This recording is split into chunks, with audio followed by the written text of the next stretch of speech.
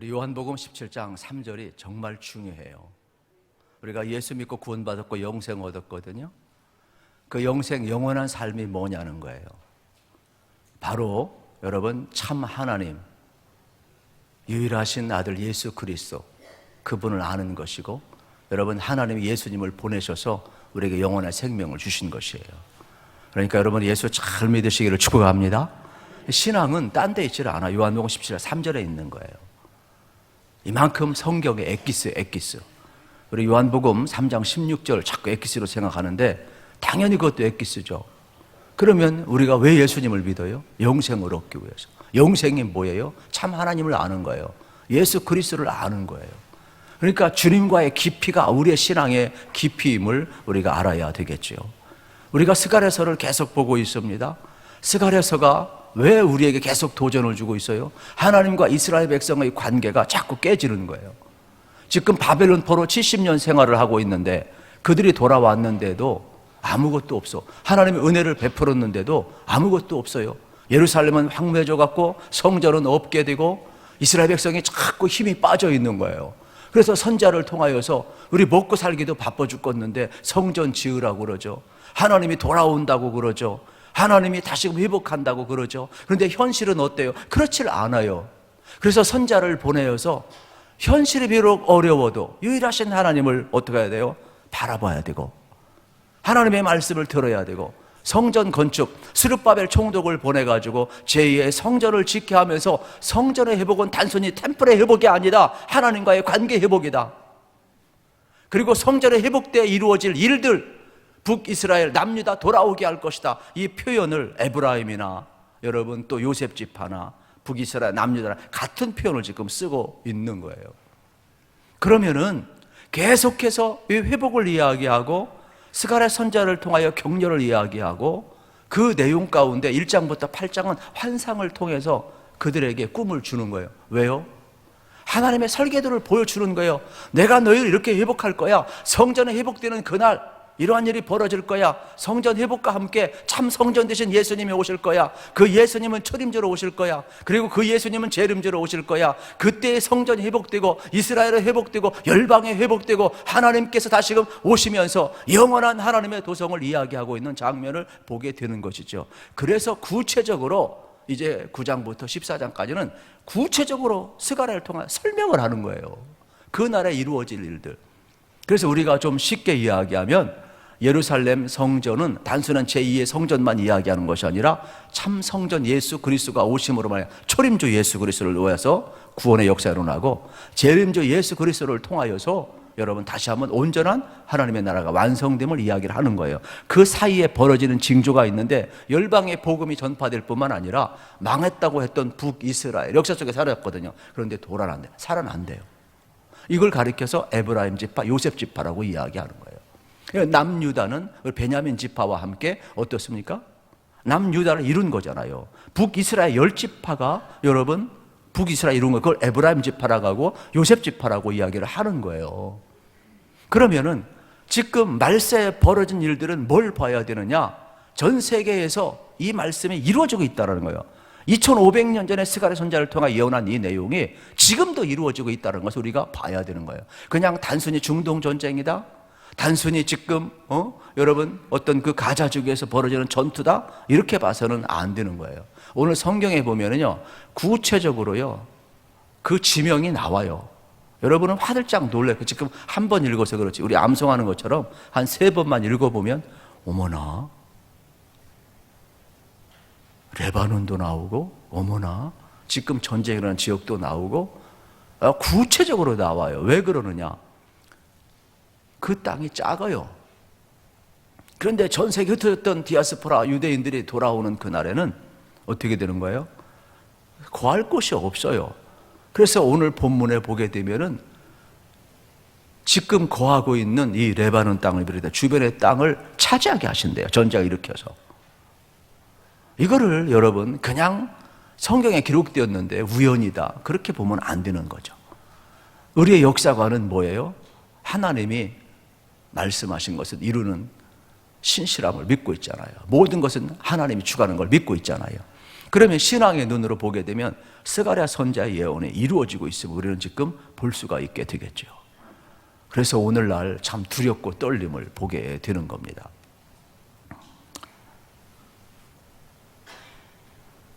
마지막 시대에는요, 참 열국이 연합을 해서 예루살렘을 공격하는 날이 온다는 거예요. 무서운 내용들이죠. 그런데 그 종말의 시간 속에 하나님은 이루시는 것이 있는데, 그게 뭐냐? 망하는 것이 아니라 이스라엘의 회복이 이루어진다라고 이야기를 하고 있어요.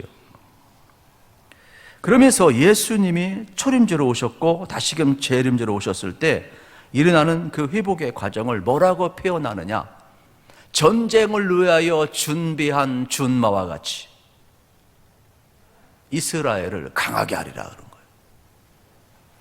이스라엘이 그렇게 강하지는 않지만 여러분 지금도 무시 못하죠. 유대인 무시합니까? 미국이 무시합니까? 무시 못해요, 여러분. 세계를 여러분 강대국이 지배하는 것 같지만 그 뒤에 큰 손들은 다 유대인들 아닙니까? 그러면서 마지막 시대에 이스라엘이, 북이스라엘, 남유다가 회복되고 하나가 되고 그들을 용사의 준마같이 준비하며 그들이 하나가 되리라는 거예요. 참 놀라운 말씀이죠. 그러면서 마지막 시대에 우리가 구해야 될 것이 뭐냐? 1절부터 보면은 봄비를 구하라 그랬어요. 때가 되면 당연히 비가 오는 것 아닙니까? 그런데 봄비를 구하라 그랬어요. 비를 내려달라. 요즘 많은 젊은이들이 여러분 비를 구하고 있잖아요. 그 비가 뭐냐? 1차적으로는 말 그대로 봄비예요. 봄비는 여러분 어떻습니까? 이스라엘에 여러분 물이 얼마나 귀합니까? 건조한 그 땅에 물이 없으면 아무것도 안 돼요. 그런데 우리 계절하고 달라요. 우리는 봄, 이른 비 그러면은 3월부터 어떻습니까? 2월, 3월, 4월, 5월 이때 내리는 걸 우리는 봄비라고 하지만 성경에서의 이른 비는 이때가 아니에요. 이스라엘은 독특한 파종법이 있는데 성경에서 이른 비는 그들은 9월, 10월, 11월에 파종을 해요. 그때 어떻습니까? 6월, 7월, 8월에 건기가 지나요. 그러면 그러지 않아도 마른 땅인데 그때 건기가 다 지나고 바싹 말라 있어요. 그러면은 땅을 갈고 파종을 해야 돼요. 그래서 9월, 10월, 11월 이때 비가 필요한 거예요. 이때를 이른 비라고 이야기하는 거예요. 우리하고 전혀 다르다. 이때 땅을 갈고 씨를 뿌리고 이른 비가. 그런데 그냥 이른 비를 구하는 것이 아니라 어떻게 합니까? 그냥 먹구름이 몰려와서 막 폭풍 천둥 번개가 쳐가지고 막 비가 쏟아지는 것을 구하라, 이러한 내용이 나오죠. 그리고 이 봄비라는 것은 씨가 자라나려면 물이 필요해요. 그래서 열매를 맺고 자라나고 결실하기 위해서 봄비가 필요한데 그때를 가리켜서 여러분 늦은 비라고 이야기하는 거예요. 늦은 비. 이게 3월, 5월, 3, 4, 5에 내리는 이 비, 자라나고 결실하게 하고 성장하게 하는 이 비를 봄비라고 이야기를 하는 거예요. 이거는 말세에 내려줄 성령을 이야기를 하는 거예요. 그러니까 실질적으로 비지만 당연히 하나님이 때가 되면 내려주지만 하나님은 열방이 돌아오게 하기 위해서 이스라엘을 일으키기 위해서 강한 말세의 성령을 부어주겠다. 이게 비라는 거예요. 그냥 엘리야에게 구름 조금이 그렇게 그게 비가 아니라니까. 성경에서 말하는 비는 찬양 부를 때 이 비가 뭔가를 알고 불러야 돼요. 멋모르고 그냥 유행으로 부르더라고요. 그런데 신기하게도 오늘 본문에 그 내용이 지금 나와 있음을 이제 우리가 볼 수가 있게 되겠죠. 오늘 우리에게도 이른 비가 필요하고 여러분 늦은 비가 필요한데 그 하나님은 당연히 내려주지만 우리 보고 당연한 것을 구하래요. 기도하고 똑같아요. 하나님은 우리 구할 것을 아셔요. 그런데 구하래요. 그래야 주시겠대요. 참 여러분 영적 신비를 여러분 알으셔야 되겠죠. 하나님 다 알아서 해주세요. 아니에요. 하나님은 구체적으로 구하래요. 하나님이 가이로스 때에 하나님이 이루시지만 너희는 봄비를 구하라. 그래야면 하나님이 그냥 구하라는 것이 아니야. 구름이 몰려와서 천둥번개 내려치고 소나기가 붙듯이 구하라. 그러면 하나님이 카리스 때에 응답되리라. 이렇게 이야기하고 있음을 발견하게 되는 것입니다. 그러므로 오늘 재림 전에 말세에 부어질 하나님의 봄비, 이 이른 비와 늦은 비, 성령의 단비를 우리에게 지금 부어주시마 약속하는 그러한 내용의 말씀이 되겠습니다. 오늘 이 시간도 마찬가지가 되겠습니다. 씨를 뿌릴 때에도 적당한 비가 필요하고, 자라날 때에도 적당한 비가 필요하고, 여러분 추수 때에도 적당한 비가 다 필요한 거예요. 그 하나님의 여러분 카이로스 때는 우리는 몰라요. 그러므로 항상 우리가 하나님 앞에 성령의 은혜를 구하면 주신다는 귀한 말씀, 적당할 뿐만 아니라 여기 성경의 표현은 큰 소낙비를 내려주신다 그랬어요. 이건 뭐냐? 넘치도록 말세 남녀 종들에게 성신을 부어주신다 그랬잖아요. 마지막 때에 왜 우리에게 성령을 부어줘요? 간단합니다. 취소할 것이 너무 많아요. 그런데 취소한 일꾼이 적어요. 그래서 이스라엘을 다시금 일으켜서 열방이 돌아오게 하는 일에 쓰임을 받는 거죠. 저도 그렇고 여러분도 그렇고 방법이 없어요. 여러분 성령 받으시고 성령의 인도함 받기를 축복합니다. 이 성령 받은 사람은요, 이 소통이 잘 돼요. 성령 받은 사람은요, 예배를 잘 드려요. 성령 받은 사람은요, 기도가 막히지 않아요. 성령 받은 사람은요, 흐름이 있어요. 성령 받은 사람은 우위로뿐만 아니라 수평과 수직과의 모든 관계가 막힘이 없어요. 그래서 모든 것 할 때 성령도 마찬가지예요. 저도 그래요. 말씀을 제가 아무리 준비를 잘해도 성령이 인도하지 않으면요, 내가 너무 힘들어가지고요, 전달이 안 돼요. 그런데 막 쫓기고 바쁘고, 아버지 어떡하죠? 아버지 어떡하죠? 근데 성령님께 맡기면 그게 또 달라요. 또 하나님이 하시는 일들이. 그러니까 성령 안에서는요, 하나님과 하나 되게 하는 것뿐만 아니라 나 자신을 어떻게 합니까? 주님이 묶어주는 것이죠. 그래서 그냥 큰 소낙비가 쏟아지게 하는 거예요. 저는 여러분들이 항상 하나님의 영의 이끌림을 받기를 축복합니다. 우리는 항상 봄비를 구하셔야 돼요. 성령의 은혜를 구해야 됨을 발견하게 됩니다. 하나님은 이때 우리에게 은혜를 베푸신다 말씀하고 있음을 보게 됩니다. 2절 3절을 같이 한번 읽어보도록 하겠습니다. 우리 1절도 같이 읽읍시다. 중요한 말씀 시작. 봄비가 올 때에 여호와 곧 구름을 일게 하시는 여호와께 비를 구하라. 무리에게 소낙비를 내려서 밭의 채소를 각 사람에게 주시리라. 드라빔들은 허탄한 것을 말하며 복술자는 진실하지 않은 것을 보고 거짓금을 말한즉 그 위로가 헛됨으로 백성들의 양같이 유리하며 목자가 없으므로 곤고를 당하나니 내가 목자들에게 노를 벌하며 내가 순념소를 벌하리라. 만군의 여호와가 그 무리 곧 유다 족속을 돌보아 그들을 전쟁의 준마와 같게 하리니 아멘. 여러분, 이스라엘 백성들이 끝까지 바벨론 포로 70년을 경험했으면, 정신 차리고 돌아왔으면, 황무한 땅을 바라보면서 자기 여건이 안 되는 상황을 바라보면서 더 하나님을 의지하는데, 사람이요 그렇게 못 돼요. 오죽했으면 선자를 보내고 오죽했으면 지도자를 보내서 자꾸 격려하고 막 다독이고 막 이끌어가고 있을까? 사람이 그만큼 약하기 때문에 그래요. 어느 정도 약하냐? 오늘 새벽에도 이야기했지만, 여러분 이방인이든 유대인이든 전부 다 이 정신이, 이 멘탈이 무너지기 시작을 하면 믿음 좋은 멀쩡한 사람도 이사를 앞두고 점장이한테 가고 이사를 앞두고 손 없는 날을 따진다니까.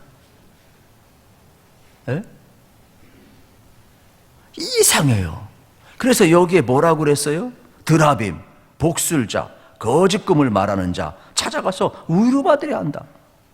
삶의 방향을 잃어버리니까 점장이한테 찾아가는 거예요. 제가 늘 강조하는 게 있죠. 자기 자신을 점장이가 잘 알아요? 자기가 잘 알아요? 뭘 그걸 가지고 놀래? 예? 여러분이 점쟁이보다 여러분 자신을 더 잘 아는데. 예?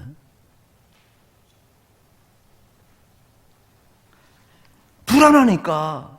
그래서 뭐라고 표현하느냐? 이렇게까지 표현해요. 백성들이 목자가 없어서 유리하는 상태라. 이거는 예수님께서 마태복음 9장 36절에 보면 이렇게 말씀하죠. 무리가 보시고 불쌍히 여기시니 이는 그들이 목자가 없는 양같이 고생하며 기진함이라. 오늘 스가랴서 10장 2절 말씀을 예수님이 그대로 인용하고 있다니까요. 그 시대가 목자 없이 유리하는 양 같다라는 거예요.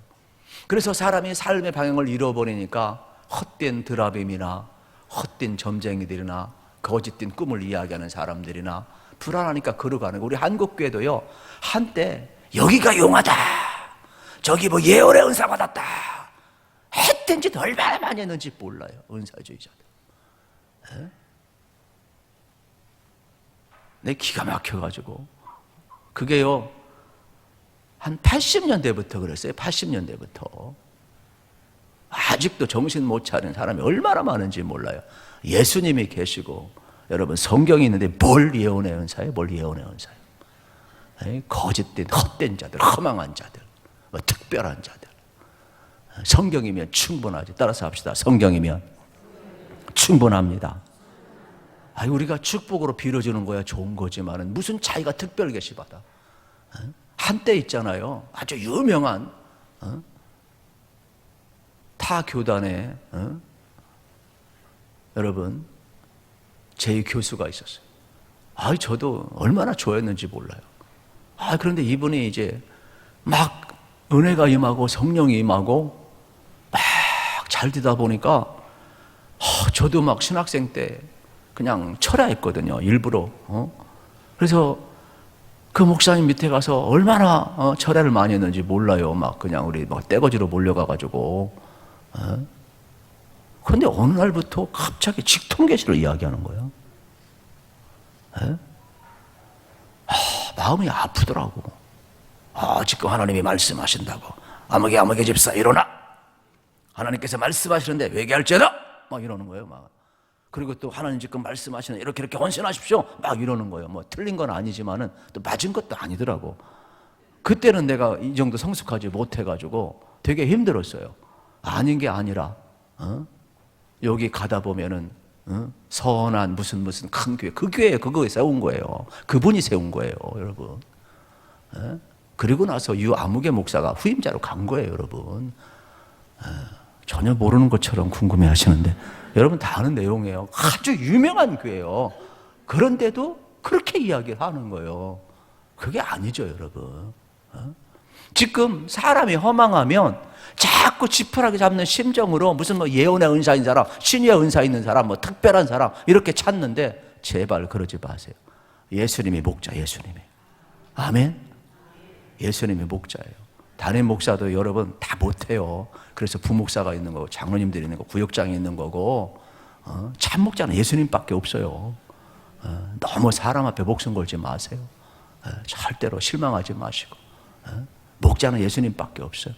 그래서 우리가 진짜 예수님께 소망을 두면서 우리가 나아가게 되다 보면은 성령 안에서 우리가 사랑하게 되고 성령 안에서 부족한 점을 메꿔가게 되는 것이고 성령 안에서 우리가 하나가 되는 것이고 왜요? 위로부터 거룩한 능력이 임하니까 그 능력이 내 삶을 구분하고 그 성령의 능력 우리를 하나 되게 하고 그래서 교회에 힘써 하나됨을 지켜나가게 하는 것은 위로부터 오는 거예요. 저는 여러분들이 정말로 예수님 한 분이면 충분함을 믿으시길 축복합니다. 그리고 여러분 성경 한 권이면 충분함을 믿으시길 축복합니다. 그리고 본교회에서 신앙생활 잘하세요. 여러분에게 줄로 재어진 구역에서 여러분 신앙생활 잘하는 것이 최고의 축복이에요.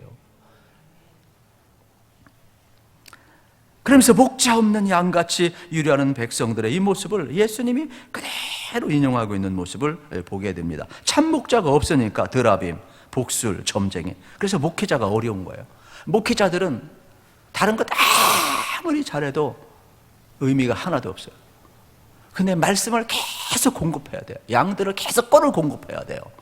이게 뭐 새벽이건 낮이건 밤이건 기회 될 때마다 왜요? 참 목자는 하나님 말씀 꼴을 먹이는 거예요. 목마를 때 마시게 하고 배고플 때 풀을 뜯게 하고 실 많은 물가로 인도하고 말씀을 계속 공급해야 돼요. 말씀이 없으면 영혼이 곤고하면 다른 거 백날 채워도 아무것도 아니야. 도로목돼요. 꼭 결정적인 순간 어떻게 돼요? 헛된 데 드라빔 찾아가고 점쟁이 찾아가고 거짓된 꿈을 이야기하는 찾아가고 왜요? 삶이 공허하니까 안 채워지니까, 예수로 안 채워지니까 이게 어려운 거예요. 여러분도 마찬가지예요. 올해는 정말로 하나님의 말씀으로 채워지기를 축복합니다. 그래서 지금 스가랴 선지자를 통하여서 하나님이 선지자까지 보냈는데, 바벨론 포로 70년까지 지냈는데 조금 어렵다고, 성전 짓는다고 어렵다고, 이것도 못하고 학계, 스가랴, 말라기 계속 보내고 해도 계속해서 이렇다 쓰러지고 심지어 드라빔 찾아가고 점쟁이 찾아가고 이렇게 복수를 하는 거짓된 꿈을 이야기하는 사람들 찾아가서 의뢰받으려고 하니까 하나님이 참 무서운 분노를 일으켜요. 무서운 분노를. 그냥 하나님이 노하신 게 아니라니까요. 그래서 3절에 열국의 지도자를 지칭할 수도 있고, 목자는 이스라엘 지도자를 지칭할 수도 있지만은, 여기 순념수라는 것은 뿔이 있잖아요. 권세를 가진 자를 말해요. 하나님이 어떻게 하냐, 이들을 벌한다 그래서 이들을 벌한다. 생각해 보세요. 지도자로 산다는 것은 하나님의 뜻을 이루는 자이지. 여러분, 백성들을 유리방하게 했으면 그 죄가 얼마나 큰지 몰라요. 저 남미 같은 경우 보세요. 우리보다 다 잘 썰었어요. 동남아시아도 다 잘 썰었어요. 그런데요, 지도자 하나 못 만나가지고요, 지금 남미들이 다 곤두박질합니다. 동남아시아도 마찬가지고. 우리나라 욕해도요, 대한민국 이 정도 살만한 거는요, 그래, 지도자들이요, 그나마 그래도 그들과 비교하면 우리가 욕하고 이러고 저러고 해도요, 괜찮은 지도자들이에요. 우리가 뭐 있었습니까? 지도자 한 사람이 잘못되면요, 자원이 많아도 안 돼요. 지금 역사 지금 돌아가는 걸 보세요. 얼마나 복대라고 난리가 나고 전 세계가 지금 몸살을 한다니까요. 과거의 영광 없습니다, 여러분. 지금 하나님이 벌하시는 거예요. 그래서 저는 여러분들이 좋든 나쁘든 정치 그런 생각하지 마시고, 나라와 민족을 위해서, 대통령을 비롯해서 지도자를 위해서 꼭 기도하시기를 축복합니다. 욕할 땐 욕하더라도 기도할 땐 기도하세요. 정말로 중요한 겁니다. 지도자 한 사람이 잘못되잖아요, 나라 망가지는 거냐 금방 보잖아요. 저는 남미 보면서, 동남아시아 보면서 우리보다 잘 살던 나라들이 지금 우리 못 따라옵니다. 지금 하나님이 이 지도자들, 백성들을 유리방황하게 했으니까 그 책임을 물어서 지금 벌하고 있어요. 그러면 지도자만 무너집니까? 안 해요. 지도자가 뭘 받고 무너져요. 백성들도 유리방황했기 때문에 동일하게 무너지는 거예요. 이게 문제가 되는 거예요. 그래서 하나님은 노하심 속에서도 안 되겠다. 그래서 유다 백성들을 돌보시고 전쟁의 준마같이 준비하신다. 4절 이하에서 그 이유가 나오고 있어요. 우리 4절에 읽읍시다. 왜 이 전쟁 속에서도, 하나님 심판 속에서도 왜 유다 지파를 다시 한번 준비하시는가? 4절 말씀 시작. 모퉁이 뿔이 그에게서, 말뚝이 그에게서, 싸우는 뿔이 그에게서, 권세 잡은 자가 다 일제히 그에게서 나와서. 아멘. 모퉁이 뿔이 그에게서 나온대요. 그렇기 때문에 하나님이 유다 지파를 일으키시는 거예요. 이들이 잘나서가 아니라 바로 메시아가 유다 지파를 통해서 오기 때문에 유다 지파를 이렇게 심판 속에서 일으키시는 장면을 우리가 볼 수가 있는 내용을 보게 되는 것입니다. 예수님께서 여러분 이 땅에 오셔서 전파한 그 하나님의 나라, 어쩌면은 이 유다 지파가 다시금 일어나게 됐던 그 이유도 딴 데 있는 것이야. 예수님을 통하여서 복음이 전파되고 열방이 하나님 앞에 돌아오게 해야 되니까 유다 지파를 일으키는 그 이유까지도 말씀하고 있음을 보게 되는 겁니다. 그러면 스가랴 시대 때에는 메시아가 오리라 대망사상은 있었지만 언제인지 몰랐죠. 그러니까 하나님이 이 스가랴 선지자를 통해 예언한 내용, 초림주 예수 그리스도가 오시고, 여러분 이것도 하나님의 카르스에 이루어진 것처럼 재림주 예수 그리스도까지 포함하고 있거든요. 이거 예언의 이중성이라고 계속 제가 강조합니다.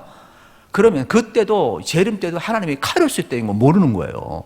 그날과 그 시는 하나님께 속해 있음을 우리가 보게 되죠. 그런데 오늘 본문은 초림만 이야기하는 것이 아니라 재림주 예수 그리스도까지 이야기하고 있음을 볼 수가 있습니다. 결국 유다 지파, 그에게서 모퉁이들이 나오는데 메시아가 나온다는 뜻이 되겠죠. 그러면 메시아가 이 땅에 초림주로 오셔서, 그것도 유다 지파의 후손으로 오셔서 모퉁이돌로 되시고 메시아로 오셨는데, 이건 뭐냐, 온 이스라엘 영적으로 회복시켜 주실 것을 말씀하고 있어요. 그러면서 5절에서 뭐라고 이야기합니까? 하나님이 큰 용사를 세우셔서 마지막 시대에 여러분 어떻게 한다고 그랬어요? 복음이 전파되게 한다 이야기하고 있음을 보게 되는 겁니다. 말세에 여러분 하나님의 나라 여기 있다 저기 있다 할 것 없어요. 여러분 안에 예수님이 계시면 우리 속에도 이러한 일이 벌어나요. 혼미한 정신이 온전해지고, 귀신이 들어갔다 귀신도 나가고, 여러분 우리 속에 치유의 역사가 일어나고, 우리 속에 여러분 하나님의 살아계심이 드러나게 될 줄로 믿습니다. 이게 이제 말세에 벌어지는 일들이라 이야기하고 있음을 보게 돼. 이미 우리가 어둠 속에서 빛으로 나왔잖아요. 6절 7절을 같이 한번 읽어보겠습니다. 6절 7절 시작. 내가 유다 족속을 견고하게 하며 요셉 족속을 구원할지라. 내가 그들을 긍휼히 여김으로 그들이 돌아오게 하리니 그들은 내가 내버린 일이 없었음 같이 되리라. 나는 그들의 하나님 여호와라. 내가 그들에게 들으리라. 에브라임의 용사 같아서 포도주를 마심같이 마음이 즐거울 것이요 그들의 자손은 보고 기뻐하며 여호와로 말미암아 마음에 즐거워하리라. 아멘. 여러분 여기 다양한 표현을 쓰지만 그게 뭐냐? 이제 한 시대를 이제 뒤로 물러가게 만드는 내용의 장면이 되겠죠.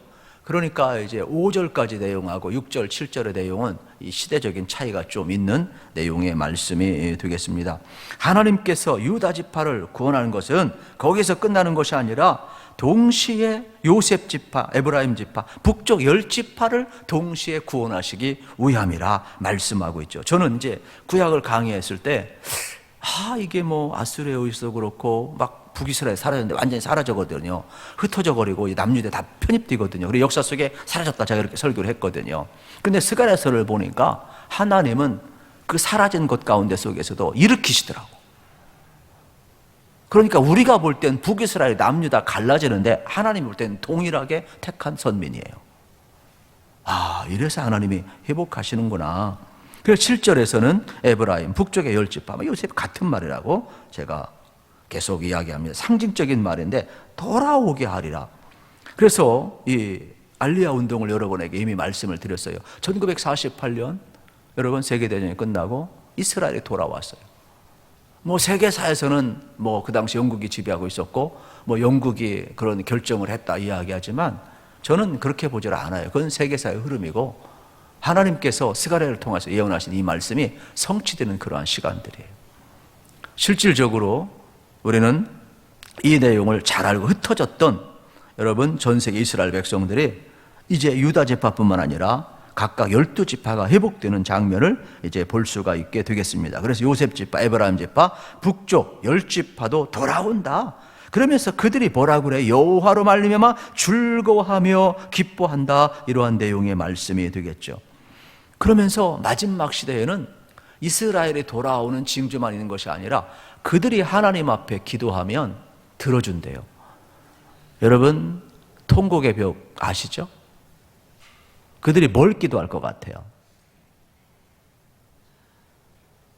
우리가 생각하는, 우리가 구하는 A, B, C, D, E, F, G 이러한 단계를 구하지 않아요.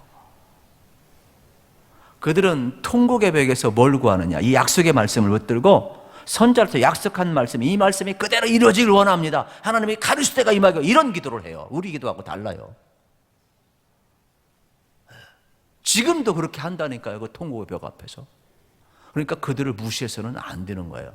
다만 아직 그들이 눈이 뜨이지 못해서 초림주 예수 그리스도를 구원의 주로 영접하지 못했지만 말세에는요 성령이 부어져 가지고요.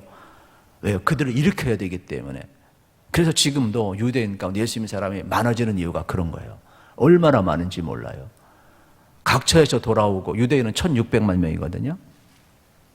그러면 지금 유대인들이 1600만 명인데 절반이 돌아왔어요. 절반이. 아직 절반은 안 돌아왔어요. 그리고 800만은 미국에 살아요. 그리고 800만 나머지는 유럽과 또 흩어져서 살게 되죠. 아니죠. 800만이 돌아왔고 800만 중에서 600만 명이 미국에 살고 있고 200만 명이 유럽이나 뭐 전 세계에 흩어져서 지금도 살고 있어요. 그들은 아직 뭐 전쟁도 일어나고 애국자도 많이 있지만은 두려워서 돌아가지 못하는 사람도 많이 있어요. 그러나 말세에는 어떡하냐? 지금 이 알리아 운동을 통해서 돌아가듯이 전부 다 돌아간다. 이게 이제 성경학자들의 해석인 거예요. 저도 거기에 동의를 해요. 왜요?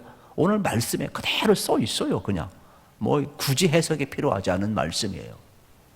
그냥 꼼꼼히 잘 읽어보면 나와 있는 내용을 보게 됩니다.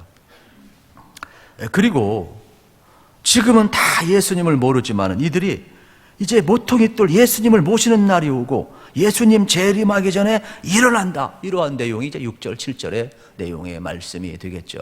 뭐 한때는 뭐 백투 예루살렘 그래가지고 뭐 대단하기도 했었죠. 그게 꼭 온전한 것은 아니에요. 왜냐하면 인간이 하는 운동은 어떤 경우든지 온전한 것은 없어요.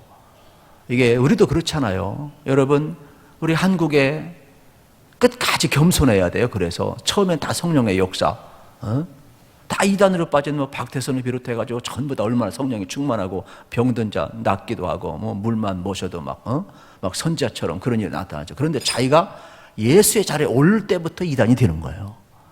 그러니까 성령의 역사가 있고 여러분들이 잘 나갈 때는 어떻게 해야 돼요? 겸손하셔야 돼요. 우리는 주님의 도구일 뿐입니다. 우리가 주님을 대신할 수는 없어요.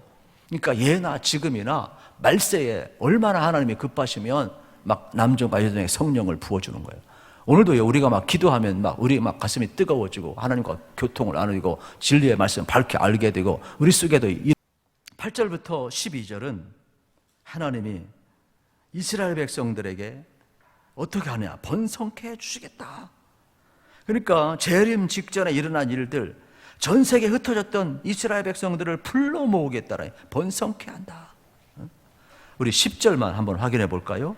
10절 같이 읽읍시다. 시작.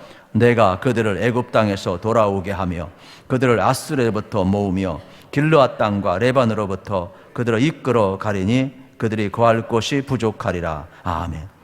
여러분, 그들을 이끌어 간다. 왜요? 거할 것이 부족하기 때문에. 그래서 저는 이러한 전쟁들 보면서 아마 레바논 땅도 붙어 있으니까 이제 그쪽으로 편입되지 않을까. 옛날에 6.1 전쟁을 통해서도 마찬가지죠. 조금씩 이러한 전쟁을 통해서 전부 공격하지만은 오히려 이스라엘 땅을 넓혀가요. 참 신기해요. 그래서 2500년이 지났는데 이러한 예언의 말씀이 지금도 하나하나 이루어진다. 우리는 참 이해할 수 없지만은 너무나 신기해요. 제 입장에서는. 오늘날도 마찬가지가 되겠죠.